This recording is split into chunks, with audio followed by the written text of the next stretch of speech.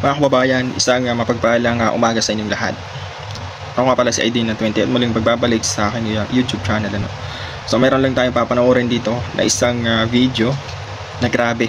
Talagang napakatapang niya at napakarami niyang hinamon. Ang ating mga opisyalis ay hinamon po niya. So ito mga kababayan, ipapanood ko sa inyo at i-comment niyo sa baba kung ano ang masasabi niyo dito. So panoorin natin mga kababayan. Makinig kayo, mga PNP, kasi galit ako. Ayoko, may isang Pilipino rito masaktan. Tandaan nyo, ilagay nyo sa utak nyo. Ang sino man masaktan sa inyo, tawagan nyo kami ni Buhay. General Veteran, tawagan nyo kami. The moment na may isang Pilipino rito, ang masaktan, isa lang ang requirement ko. Strike one lang. May isa lang pokpokin dito, may isa lang itirgas dito, may isa lang iposas dito. I will declare a people's revolution. Kung merong masaktan dito, babaklas ang buong Mindanao. Oo ba yan dyan sa Mindanao? Totoo ba? Nakahanda na kayo? Totoo yan. Nakahanda sila. At kung gusto ninyo ng civil war, magkakaroon tayo ng civil war. Putangin na ninyo. Tatakutin nyo kami. Umating.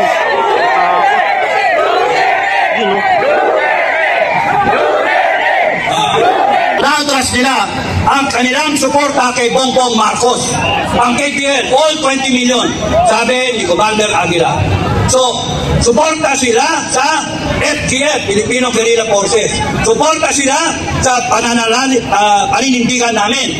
Kaya huwag kayong matatakot. Pag kami nangyari sa inyo, I declare a people's revolution. Sinabi, bababain ang bigas. Sinabi, pagpapatay ng bahay. Sinabi, continuity. Sinabi, walang korupsyon. Ano meron niya? Korupsyon, papaligtaran. Kaya ako, nalabas utang ina ninyo, binuhay nyo ko Nananahimik ako sa lungga ko. Nag-aalaga lang ako na aso, dapat pinalili ko ako yung aso ko ngayon. Pero bakit? Kasi binastos nyo ang taong bayan. Yun ang dahilan. Ngayon. So sabi niya makinig kayo mga PNA. Ayokong mangyari yung ginawa sa KOJC. Ayokong mangyari yung inupakan ng taong bayan. Makinig kayo, mga PNP. Makinig kayo. Ayokong mangyari, mga AP, makinig kayo. Ayokong mangyari yung ginawa ng mga institusyon sa mga Pilipino. Huwag niyong gagamitin yung batas laban sa mga taong bayan. Makinig kayo kasi galit ako. Ngayon, ayaw ko na isa dito masaktan. Ayoko, may isang Pilipino rito masaktan. Tandaan nyo, ilagay nyo sa utak nyo. Ang sino man masaktan sa inyo, tawagan nyo kami ni Buhay. General Veteran, tawagan nyo kami. The moment na may isang Pilipino rito, ang masaktan, isa lang ang requirement ko. Strike one lang. May isa lang pokpokin dito, may isa lang itirgas dito, may isa lang iposas dito.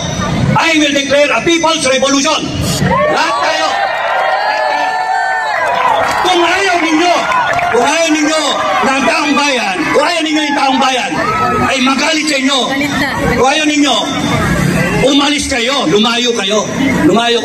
Your purpose here is to serve and protect. You protect the people.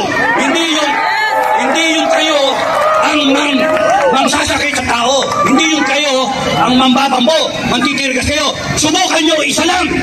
Alam nyo ba, that's my first order. Isa lang ang saktan dito, sabihin nyo sa akin. Tatayuan namin kayo. Isa lang. Meron dito, it will be in effect a people's revolution. And babalik ako sa gobyerno. Mag-a-apply ako sa gobyerno. Babalikan ko kayo lahat sa gobyerno. Mag-a-apply ako janitor. Sino yung mga janitor ko? Mga janitor, taas ang kamay. Dami kong janitor. Taas ang kamay. Alam nyo bakit janitor applyan ko? Lilinisin ko ang angas ng gobyerno. Lilinisin ko ang kung napapansin niyo po sa mga live stream, pag itong lalaki na ito pumunta dun sa EDSA, napakaraming dumadalaw. Pero pag yung mga bihirang tao lang, konti lang, kayang bilangin. Pero hindi ko matanda kung sino pangalan nitong natin. Kamalaman natin yan. Na upakan tayo. Opportunity ako. Huwag kayong papayag na upakan kayo. Huwag. Bansa nyo to. Bansa nyo to. Hindi kayo alipin sa bansa ninyo. Hindi kayo kriminal sa bansa ninyo. Ngayon, pangalawa. 3 araw ko nang pinipigilan ang FGF sa Mindanao. Kating-kating na sila. Kaya sinabi ko sa kanila, kung merong masaktan dito, babakas ang buong Mindanao. Babakas sila. Totoo yan. Nakahanda sila. At kung gusto ninyo ng civil war, magkakaroon tayo ng civil war. Putangin na ninyo. Tatakutin nyo kami. Tatakutin na ninyo. Saan galing ang kapatid? Pero pag mumura mo kalaman ng mga ano nito, mga salita mo. Konstitusyon. Taong bayan. Sino ang sumumpa sa konstitusyon? Presidente, down the line. AFP, PNP, Presidente, Vice President, Senator, Congressman. Lahat kayo sumumpa that you will uphold the Constitution. Ano ginagawa nyo? Bakit nyo binababoy? Tama ba na ang mandate ninyo ay kumampi kayo sa drug-addict? Tama ba na kumampi kayo sa magdanakaw? Sa mga boya? Tama. Kaya kung ako at kami, hindi kami pwedeng janitor para linisin. Mag-apply kami sa slaughter. Alam niyo slaughter? Makatay ng baboy. Makatay ng baboy. Upakan namin lang. Baboy na, binaboy tayo. Paulit-ulit yung sinasabi nito. Isa lang na masaktan. Nagdideklaraan siya. Ang aming simulain at ang aming usapan. We protect each other. It is about time that the Filipino people protect each other.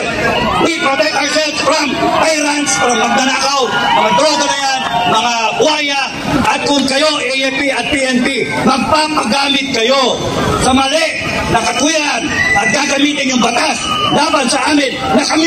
Eh mga kapain, grabe yung mga salita na binibitawan nitong makabilang grupo sa administrasyon ngayon.